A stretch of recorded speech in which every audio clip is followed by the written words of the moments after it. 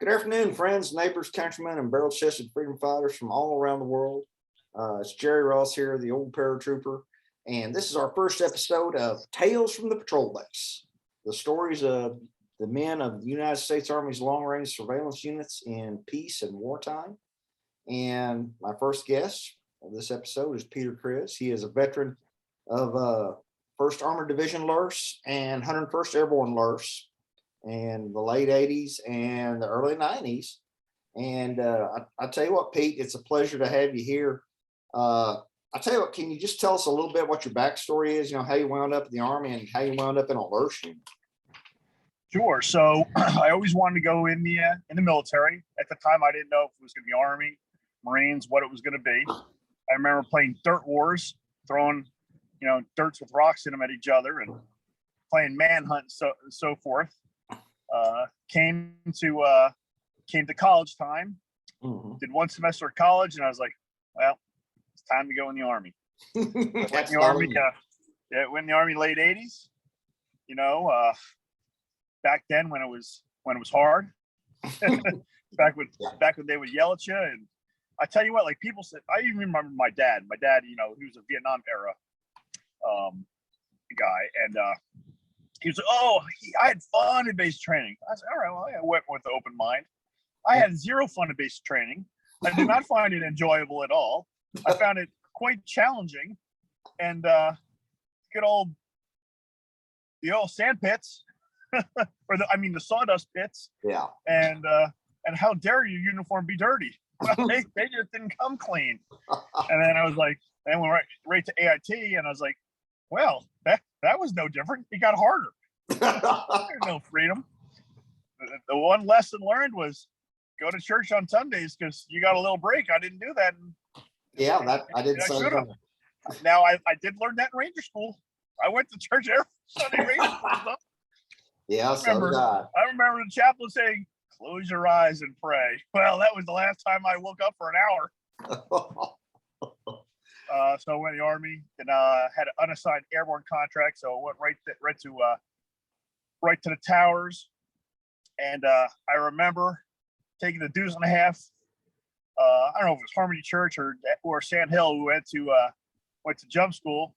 They're like, "All right, anyone who doesn't want to go to airborne school, stay on the truck." So I remember a bunch of us got off the truck. I look around, there were still people on the truck. I'm like, that was my first.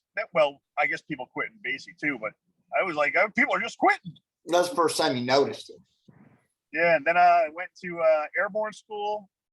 Actually, I had a recycle airborne school because on jump week I got my 3 jumps in, and then my buddies were like, "We're gonna go to a hotel." So went to the hotel. No one was there. It was pouring rain, and I had to walk all the way back to airborne school. Ooh. I ended up with pneumonia, bronchitis, and 105 fever. Oh, good Lord.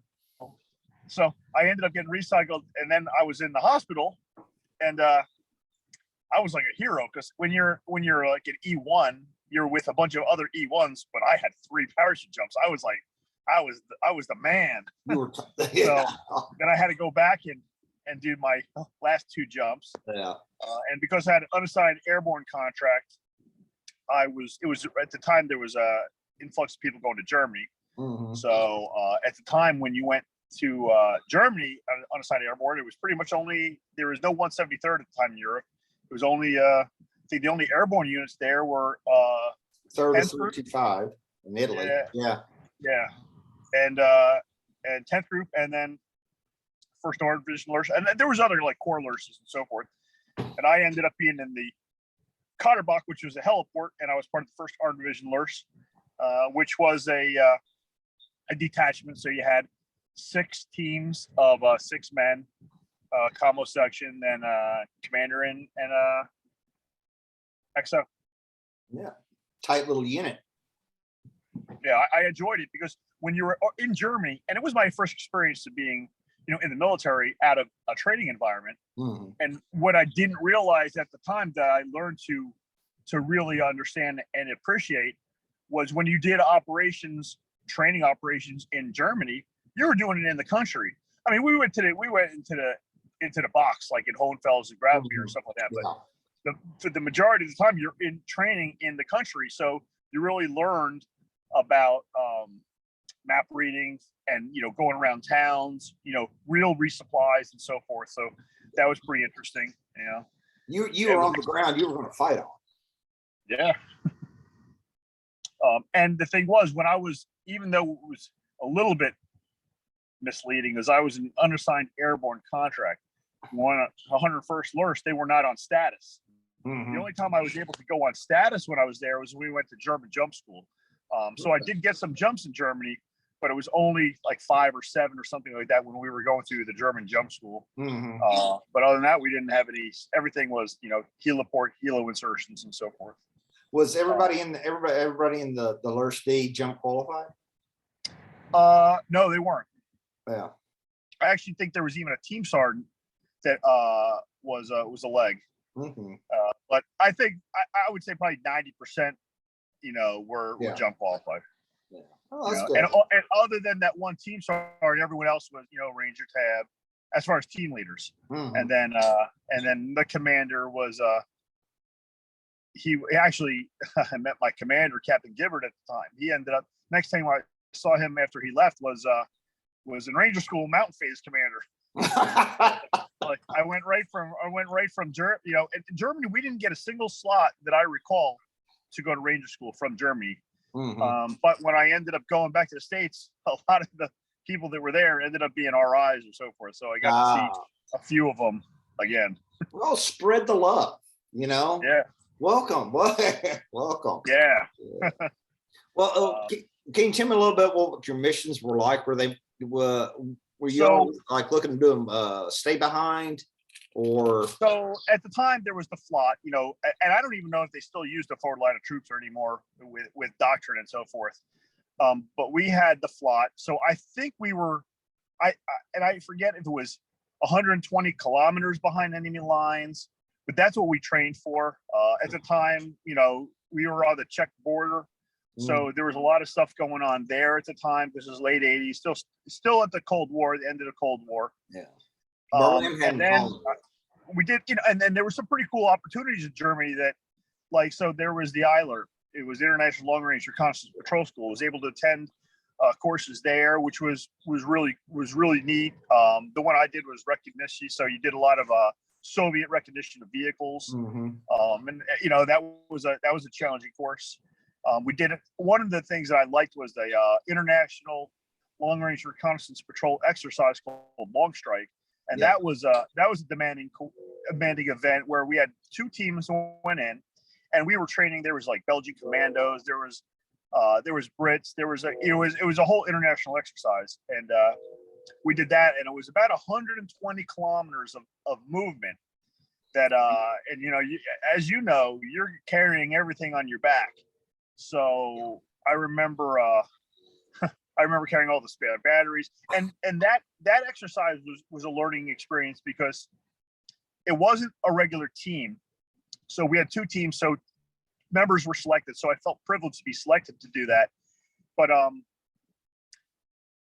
it wasn't a regular team, though my team sergeant was my team member. I think it was only him, I, and a guy Green who ended up getting hurt during the mission. I think we ended up with 4 people who finished it.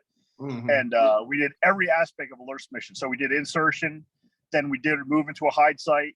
We did a static hide site for like a week or 5 days. Yeah. And what they would do, they would have vehicles drive by, and there would be a number on the vehicle, and then you had to go into your book.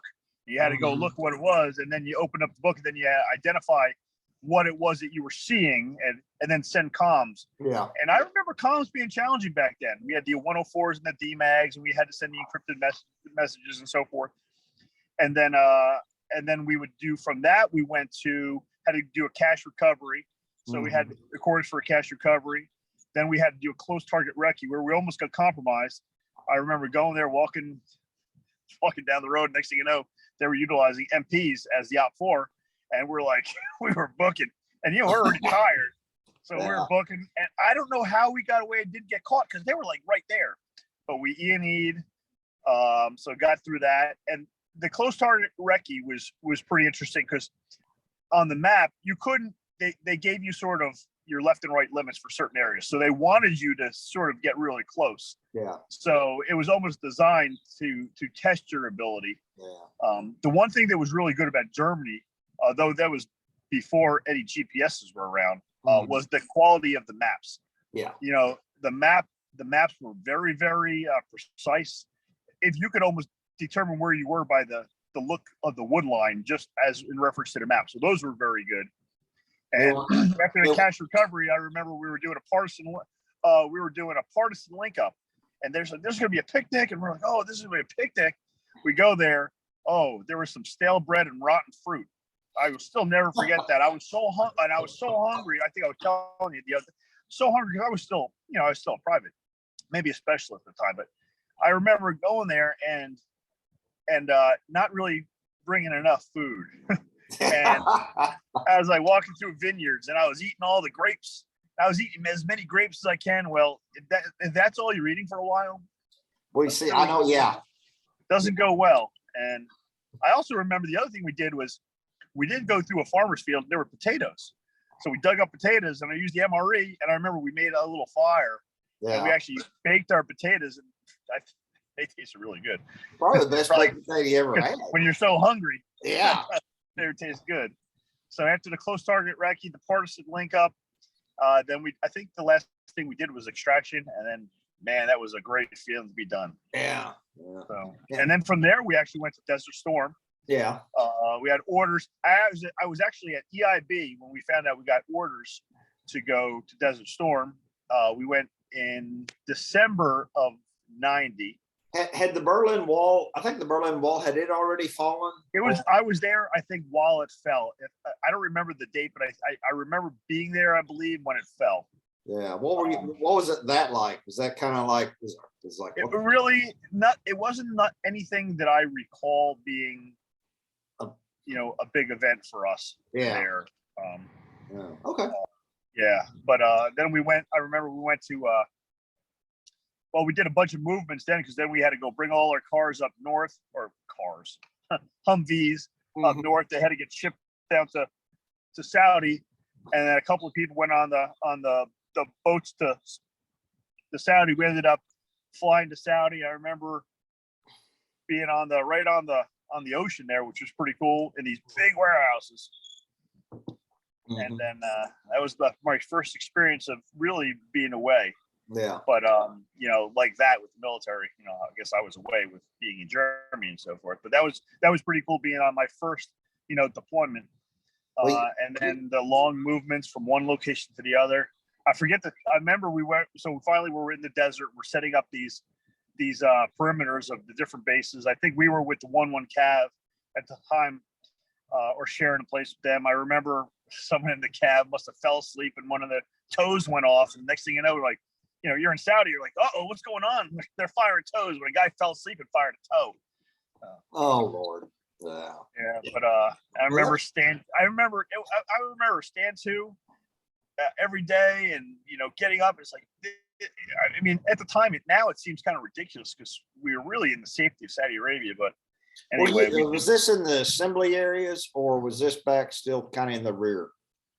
This was, I guess, the pre-staging areas. Okay. So we did a bunch of different staging areas, and I remember at the time, there was no communication, there was no, calling home. We ended up finding a Bedouin tent, and that's what our team had in our Humvee, and we thought we were cool because we had armored Humvees. Well, they really weren't armored Humvees. They were those MP Humvees. Yeah. That they wouldn't stop anything. Yeah. But I remember by the time we turned these Humvees back in, they were all shot up. They were all pieces of. It's like, man, these things were all destroyed. Yeah, let the MPs have them back.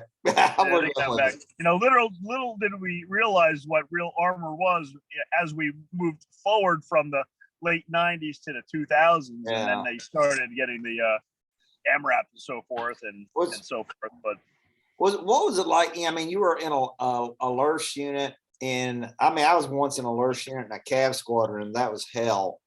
And maybe you just didn't see it, but what was it like being a LURS guy in an armored division? Because I mean, it was actually okay. I don't think that we were utilized, probably, and I think LURS was underutilized. I think, in my estimation, countrywide, because I don't think a lot of the upper commanders knew how to effectively in place us and utilize us, which was a really elite at the Lurst detachment was a division asset. Yeah. And I think the human intelligence gathering aspect is something that real-time missions, especially comms today, are so much better even back then that you really can effectively know what's going on in the battlefield. Now in the counterterrorism realm, I think it's a little bit more challenging because you don't have that definitive line of where your enemy is. Like we knew the Republican Guard versus First Armored Division, but now when you have insurgents, so it's a little bit different to emplace them. So it's more of a special mission unit war in these days than maybe that. But hey, China's there, Korea's there. They're not going anywhere. There's gonna be Ukraine would be probably a good place to use the Lurch unit. Yeah, I mean, you get to know what's going on, the lay of the land. Hey, I remember with the 101st Lurch, we really did a lot of like water infiltrations, and we did a lot of. Hey, I'll tell you, just before we jump on to the 101st, how did you make when did you come to the 101st from 1st Armored Division? Was that after the?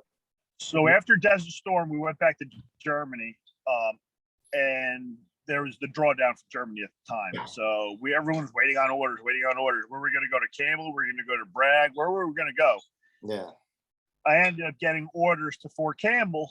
Now, as opposed to going over to Germany, where I was assigned to go to Lurstey, when you went to 101st, you had to go to the tryouts. Yeah. And I remember they were overstrength on 11 Bravos, infantry. I was 11 Bravo, I guess 1 Papa at the time, which is, a specialist, airborne qualified.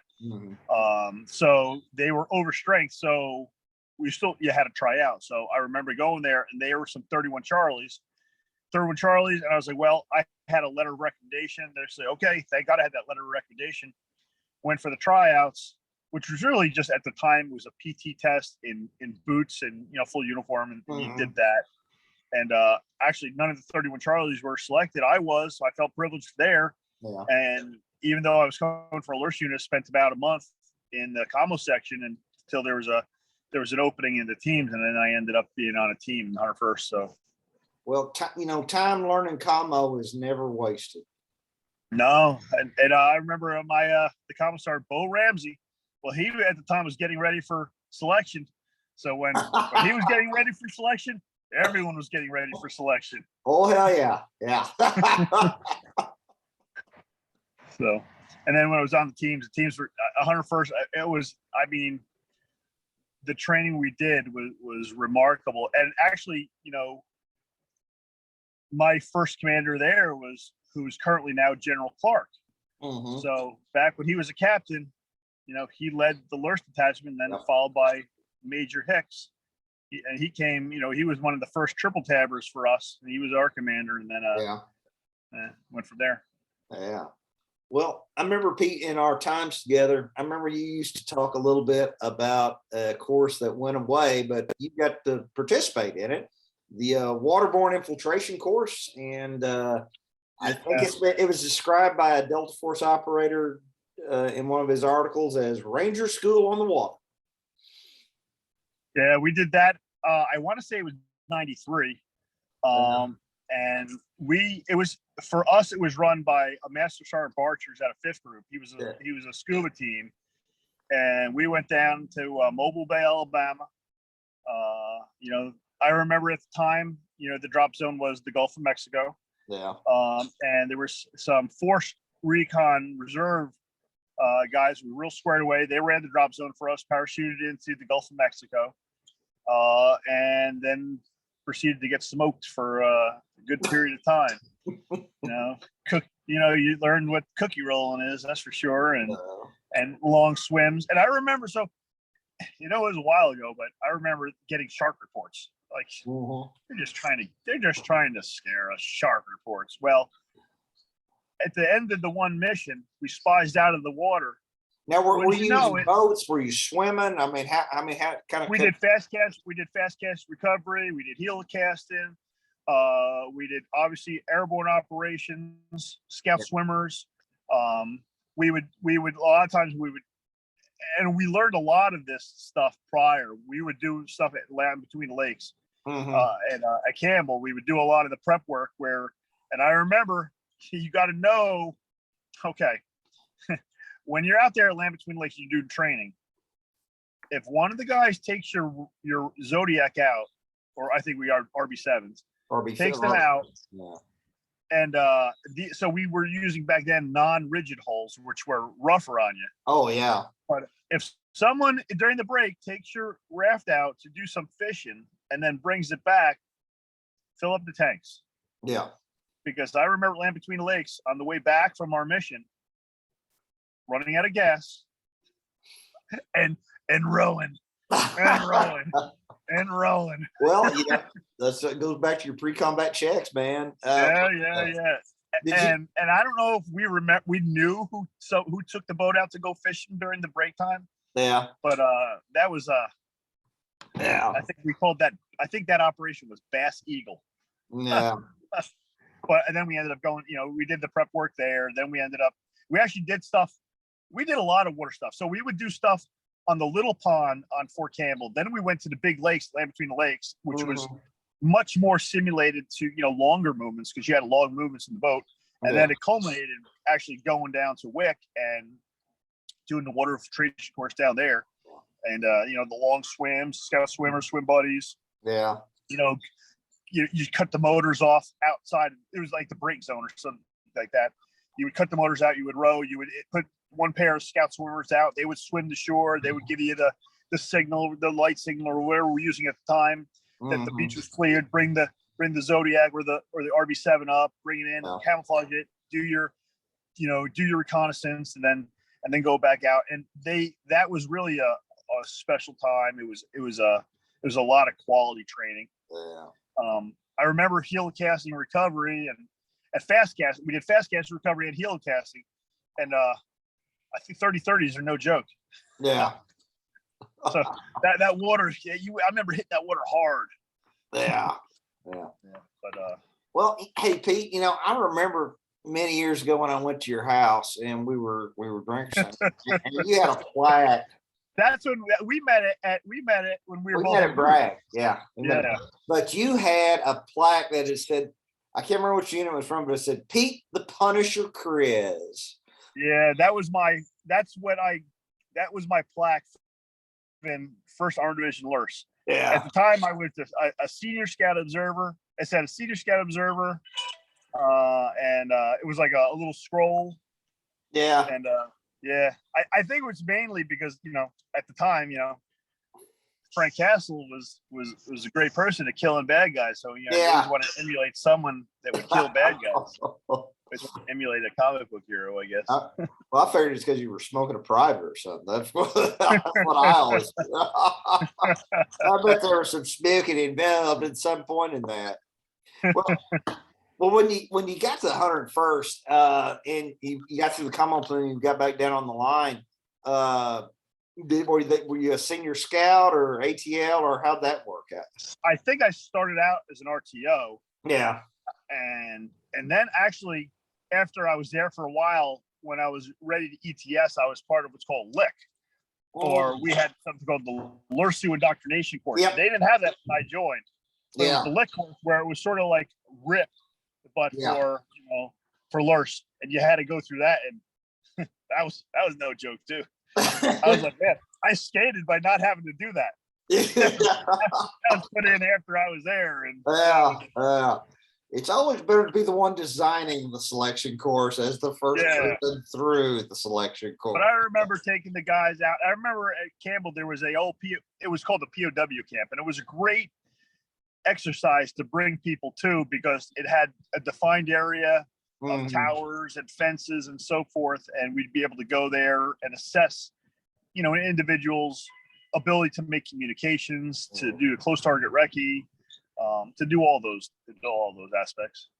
Well, I remember 101st back in the 90s. 101st LURS had a good reputation, had very good reputation actually within the LURS community. And did the command use you all there better than previous experiences or? Oh, they were squared away. It was a no joke. It was no joke outfit. I mean, and they sort of, I guess I'd say, took care of their own. You know, most of the senior leadership came from either group or from Ranger battalions, and I guess they brought some of their techniques with them for corrective action. So, yeah, if you did anything during the particular week that caused grievance, well, you could expect a 12-mile road march Saturday morning. I remember for a while there was a bunch of people getting in trouble, so they started scheduling airborne operations for Friday nights. Yeah. So I remember jumping Friday nights and then doing 15-mile rucksacks march back to the barracks. Yeah. And then it's like 1 or 2 in the morning. You know, you probably order a pizza, eat the pizza. Saturday, you're not doing anything because you're beaten down. And then Sunday, you know, you don't want to get too messed up because Monday morning is always the worst PT because Monday morning was detachment PT. Yeah. So I remember, you never know, you might have, you know, first I want to take out a 12-mile run. Yeah. Yeah. So I remember that, and then I remember. So we had standards every week. So every day you had to run a minimum of 3 miles. But on Thursdays you had a ruck. I think the minimum was 8-mile ruck. Sometimes we might have done like 5 miles, but we always had a 1 ruck a week. 3 days were detachment PT with a minimum of 3-mile runs. Yeah. And like now, like 3-mile runs back then were, that's easy, you know, because sometimes you do 5-mile runs or whatever. Yeah. 3-mile run right now would kill me. I run. I'm doing like 2-mile runs now, and I'm like, ooh. Well, Pete, we are much older now, and we have a lot more miles on us. We have a lot less cartilage in our knees, so I definitely feel that. Well, what are some, you know, because the great thing I always liked about LERS was the people that were in it. You know, the memory, I won't say, yeah, we had a lot of eccentric people. Yeah, without a doubt. Are there some that kind of stick in your mind? Actually, some of the eccentric people that I recall, the ones that we both know from going down to Bragg. Well, let's leave Bragg and the other adventures. Those are the most eccentric people. Yeah, well, they were extremely eccentric. There's 3 of them that come to mind, or 4 of them that come to mind, yeah. Maybe more.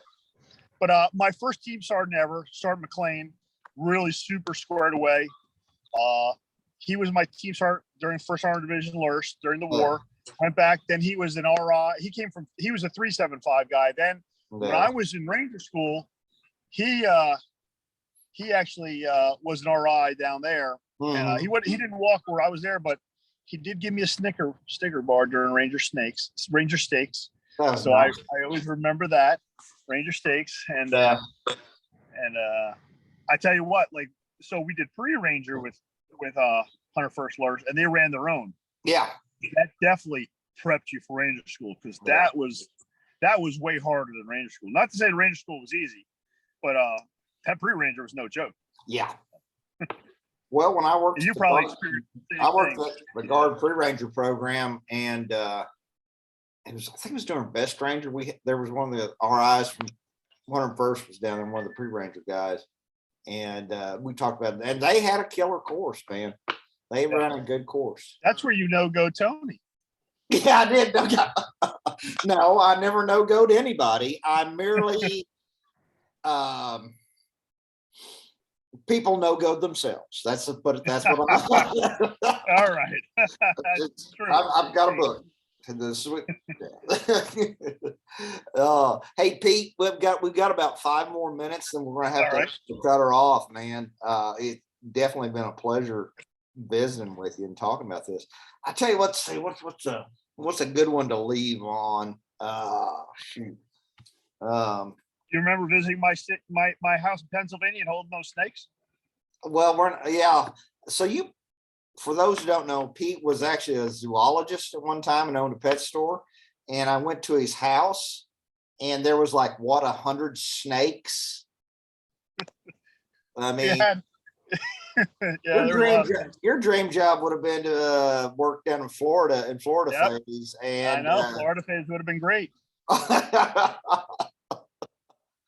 without a doubt, and work the reptile house down there. That would have been a good one for you. That would have been good. Yeah, it surely would. Well, I tell you what, man.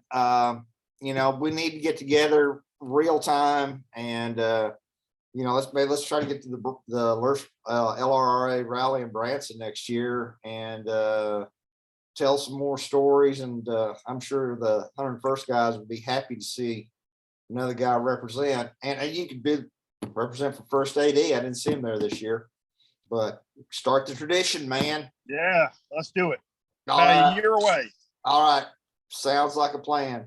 Hey, Freedom Fighters, this is the first of many tales from the patrol base. I want to thank Peter Criz for his assistance and his stories. And if you like this, just please like, comment, or subscribe.